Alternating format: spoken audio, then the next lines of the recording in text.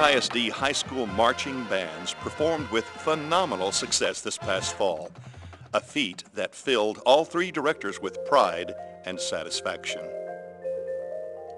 I think all three of our bands performed quite well at our UIL region contest, and we each choose to go to some different non-UIL marching contests each season, and I think we each experienced our fair share of success.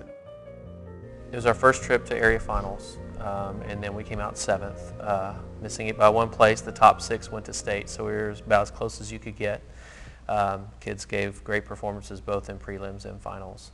And then for all of our other contests this year, we had our highest placement at those contests that we've ever had. So it was a very, very good year.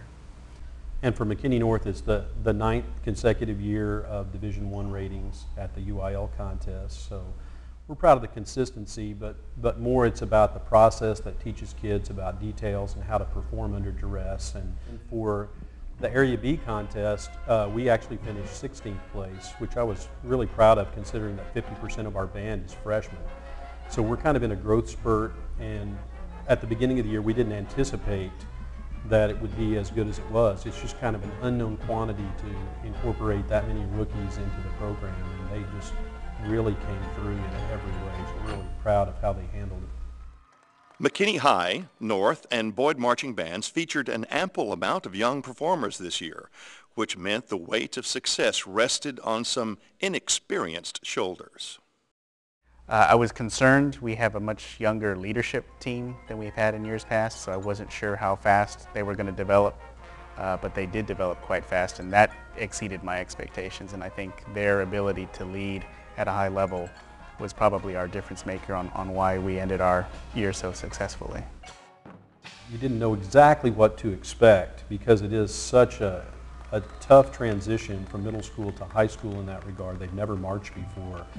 And so for them to be able to handle the schedule and the skills, you're not sure exactly what to expect. But in this area, and especially with the quality of the other programs in our district, it just makes us all better.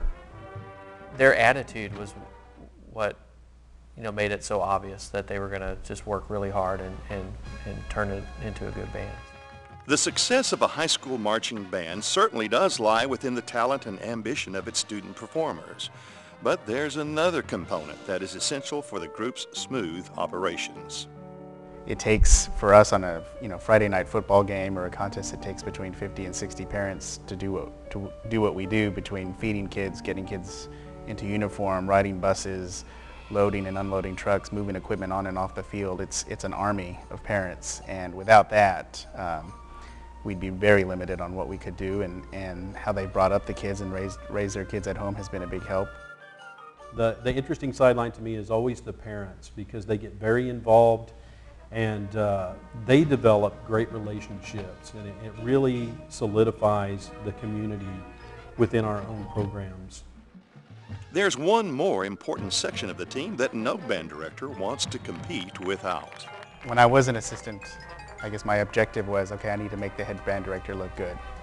And I think my staff really does that for me. If I'd be lost if I didn't have my staff of Steve Lisco and Derek Stoughton and Jason Myers each play such an integral role, and collectively it's a really great team.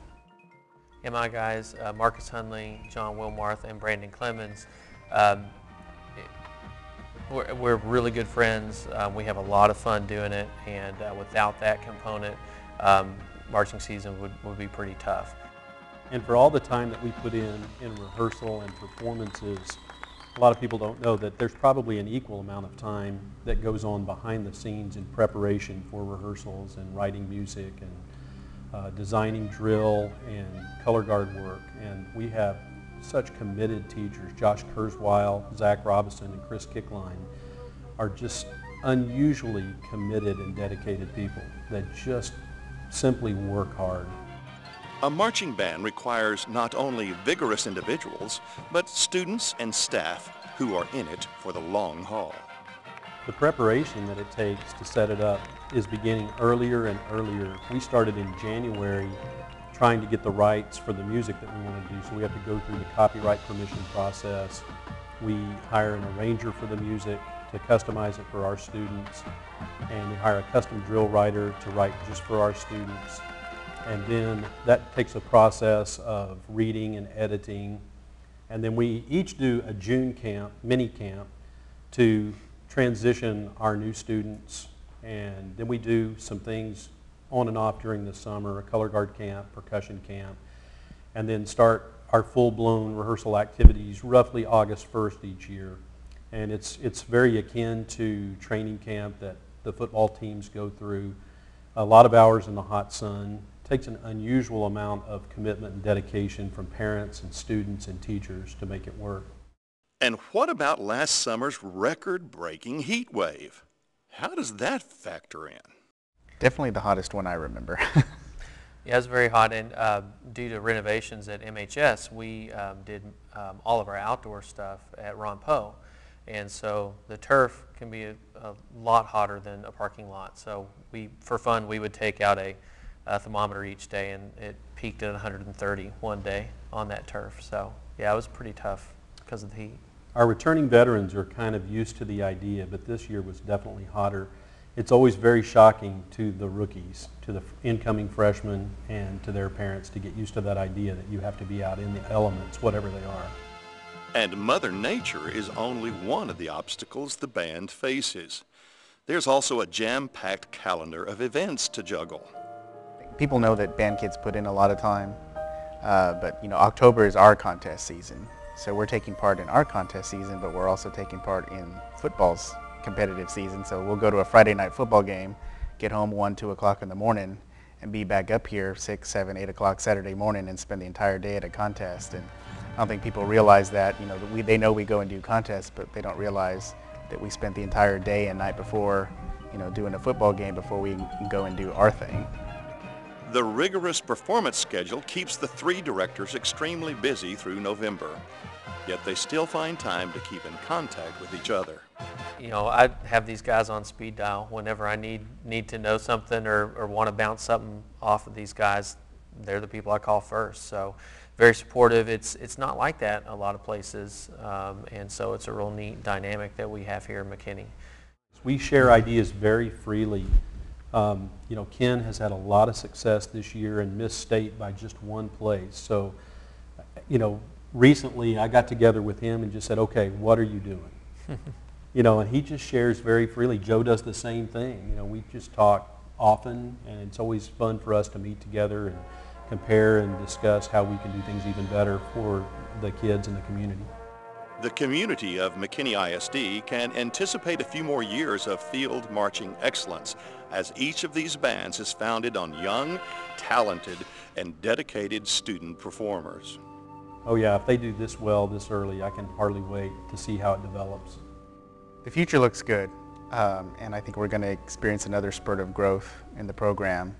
And the planning for next year has already begun. We've been talking about 2012 for about the last 3 or 4 weeks already, and we've been kicking around ideas as a staff, and over the last week have been throwing out ideas for the kids in class about how would you feel about this show or this show, and we've already begun the process meeting with drill writer and music arranger, and so that process is well underway. We're talking about it as well already.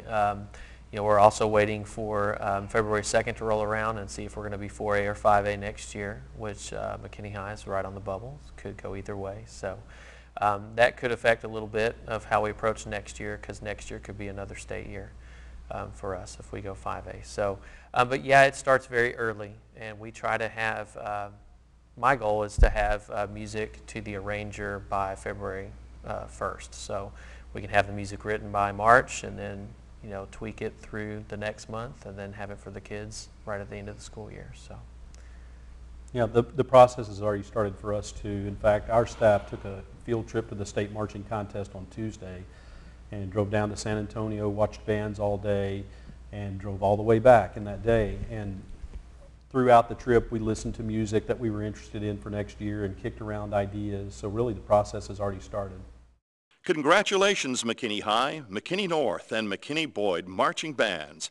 Your seasons were exceptional, and we look forward to more impressive performances next year.